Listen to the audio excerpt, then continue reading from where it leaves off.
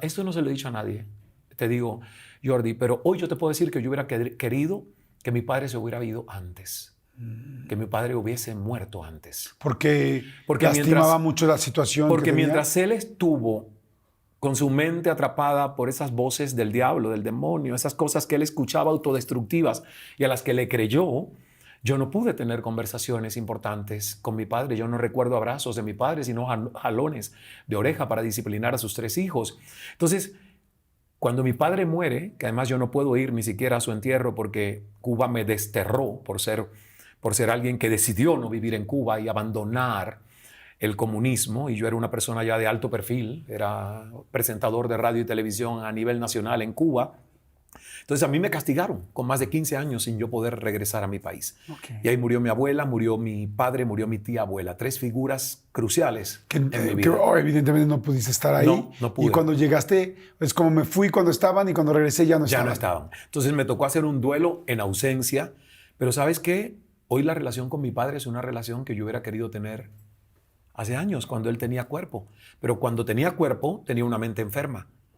Entonces, ¿qué haces tú con tener una persona presente, con cuerpo, con una conciencia que no está y con una mente enferma? En cuanto esa mente enferma se fue y mi padre pudo ascender, su conciencia pura empezó a ser la figura paterna que yo nunca tuve mientras él estuvo vivo. Entonces, si tú me preguntas a mí, murió a los 62 años en un manicomio, salía desnudo a la calle. Mi tía, la que lo cuidó, un día no pudo más y lo ingresó. Y él murió ahí con complicaciones de pulmonía.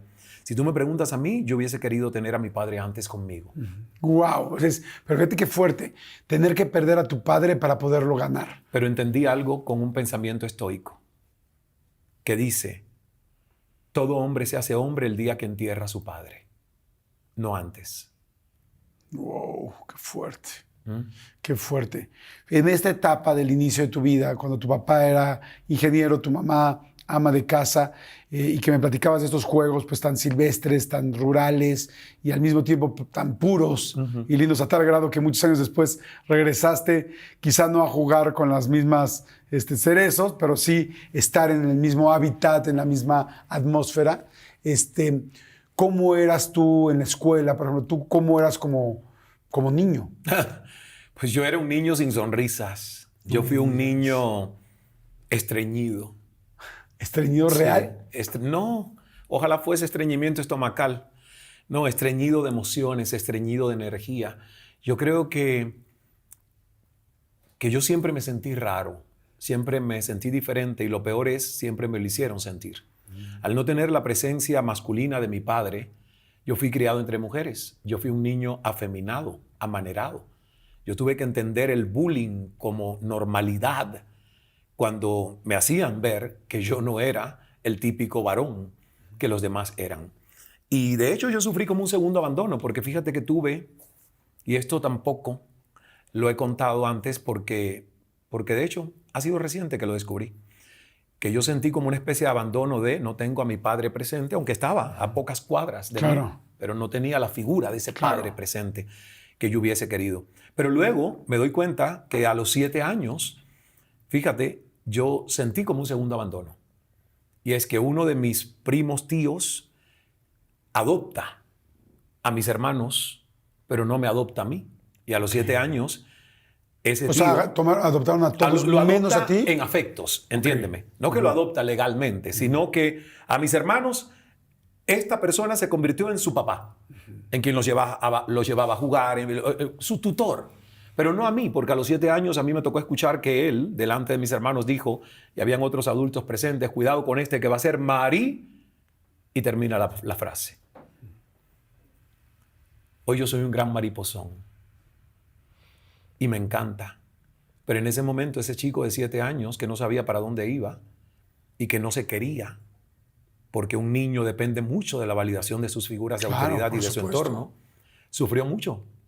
Sintiéndose que cuál es el lugar para mí aquí si yo no entro en el molde, si yo no soy el arquetipo de lo que están esperando. Recuerda que nosotros somos el resultado de los cuentitos de Azul y Rosa. Recuerda que a los niños se nos dice incluso por la propia mamá, sin darse cuenta, el daño que pasan al varón Levántate, no es nada. Recuerda que los hombres no lloran. ¿Para qué coño tenemos lagrimales? Nunca fuimos educados para entender nuestras emociones, nuestra ira, qué hacemos con la rabia, qué hacemos con la tristeza, y mucho menos cómo nos convertimos en personas que no tienen una falsa masculinidad y que pueden dar abrazos tiernos. Claro. ¿Ves? Oye, pero gracias por la confianza y qué fuerte, porque sí, claro, ese es un segundo abandono en el asunto de que no tengo a mi papá presente.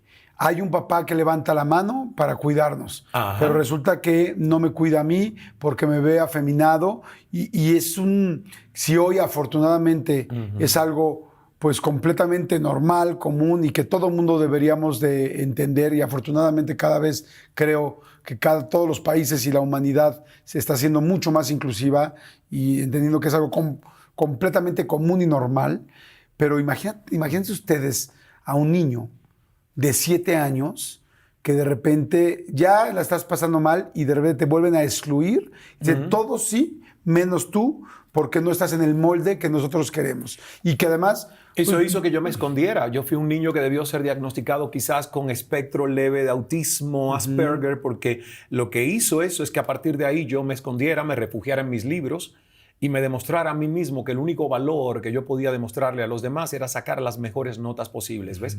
Yo fui un obseso con obtener la mayor calificación en cualquier asignatura, me gustara o no, porque era la única forma que yo tuve por años de demostrarle al mundo que yo era inteligente, que había valor en mí, aunque los demás me vieran diferente. Wow. ¿No? Triste, porque muchos niños de hoy pueden estar repitiendo ese patrón, o adolescentes llegando a los 15 años como a mí, y ser medicados por un psiquiatra como me tocó a mí a los 15 años, ser medicado. ¿Y te medicaron para qué?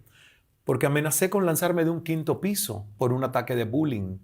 Porque ese día ya, a los 15 años, ya no pude más, me explotó la cabeza. Llegué al dormitorio en una escuela interna, había un círculo de varones, y yo dije, ignóralos, Ismael, ignóralos. Eres el blanco una vez más del bullying, pero ignóralos. Pero es que cuando llegué a las literas y al closecito, y abro el closet y veo que la peste a caca, olor a caca del baño me da, yo digo, ahora sí se pasaron, ahora han puesto caca en mis pertenencias. Y cuando veo dónde pusieron la caca, Jordi, mi cabeza se voló de ira. ¿En tu maleta? ¿En dónde? En la carpeta donde yo llevaba mis libretas al aula.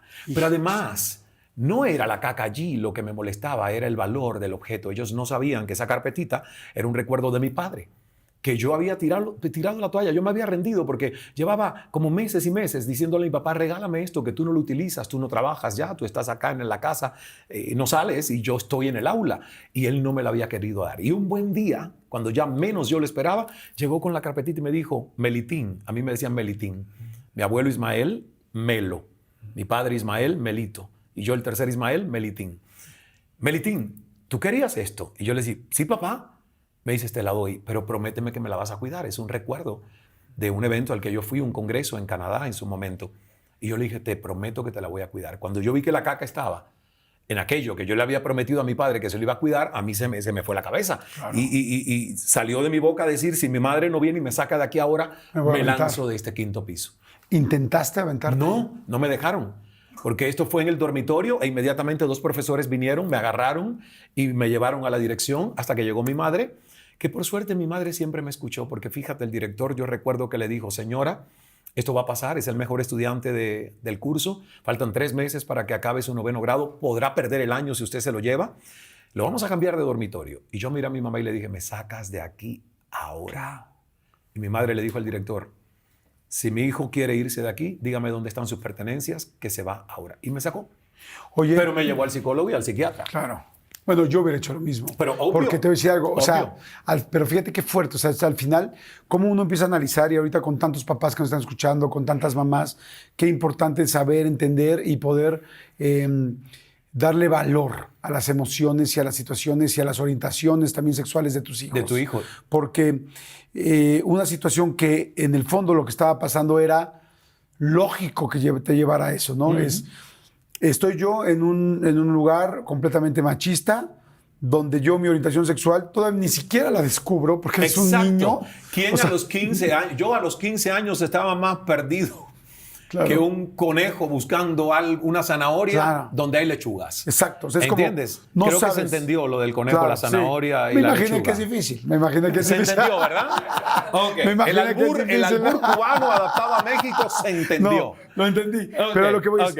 claro que un niño va a decir, me quiero aventar, es como, ya no quiero vivir, es como decía alguna vez Mafalda, no es par en este mundo que me quiero bajar. Y mira qué interesante que comentemos esto, porque cuando yo tenía 15 años, la edad promedio de la depresión en el mundo eran los 29, 30 años. Pero hoy son los 14 años y medio. Y por eso yo cuento esa historia. Porque yo tuve la suerte de tener una madre que sí me escuchaba. Pero aquí hay mamás y papás que no escuchan. Aquí hay madres frustradas que quisieron ser reinas de belleza a ellas. Y como no lo pudieron lograr, le enganchan la corona a la niña de 5 años y la llevan a los desfiles y quieren cumplir a través de su hija la frustración. Aquí hay padres que le dicen a una niña que quiere ser artista y bailarina, vas a ser una siendo artista, aquí me traes un título. Yo no quiero un artista en esta casa. Hay muchas mamás y muchos papás, mi querido Jordi, que no escuchan a sus hijos, que simplemente los castran. Porque tú, el proceso de educar, que no es más... Mira, las aulas son jaulas. Las aulas son jaulas. Las aulas nos enjaulan, a todos nos meten en el mismo lugar, nos uniforman, nos hacen responder a coro. ¿Cómo están? Bien. Pregúntalos a los adultos en tus conferencias cuando llegues. ¿Cómo se sienten hoy? Para que tú veas que el piloto automático sale, sí o sí, todo el mundo va a gritar la misma palabra al unísono. Las aulas son jaulas. Entonces, la nefasta educación que nosotros recibimos, más la poca educación que nuestros padres tienen para poder traspasar no solo sus miedos y sus límites, sino alas abiertas para que no seamos copias, sino originales, mejores que ellos, hace que en algún momento yo tuve que a los 15 años, cuando vi a mi papá en el psiquiátrico, decir, Dios, sálvame, pero yo no quiero parecerme a mi padre. Claro. Si tú me preguntas a mí cuál ha sido el mayor miedo de mi vida, es mirarme al espejo y parecerme a mi padre. Porque yo a los 15 años vi a mi padre en un psiquiátrico después que recibió electroshocks. Y yo sé que su conciencia estaba ahí, pero él no me pudo hablar. Y yo no supe qué hacer. Y me quedé paralizado y tuve que decir, Dios, sálvame. Y ya yo estaba medicado cuando eso me sucedió.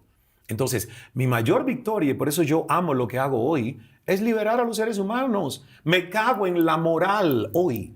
Me cago en la moral. Porque la moral me hizo a mí sufrir, pero por años. Sufrir y no amar a Ismael, no aceptar a Ismael, no conocer a Ismael. Y como decía Sócrates hace siglos, conócete a ti mismo para que puedas cuidar bien de ti. Porque hay gente enferma con estrés, depresión y ansiedad hoy. Porque no se aman, viven vidas prestadas. Vidas que quieren complacer al Dios de la opinión en vez de entender que hay un Dios en tu interior al que tú tienes que complacer. Es simple vivir y vivir pleno y feliz. La verdad que yo te digo que ahora a mis 55 años yo digo, ¿cómo coño esto no me lo enseñó antes alguien? Pero bueno, las cosas llegan cuando tienen que llegar, ¿no?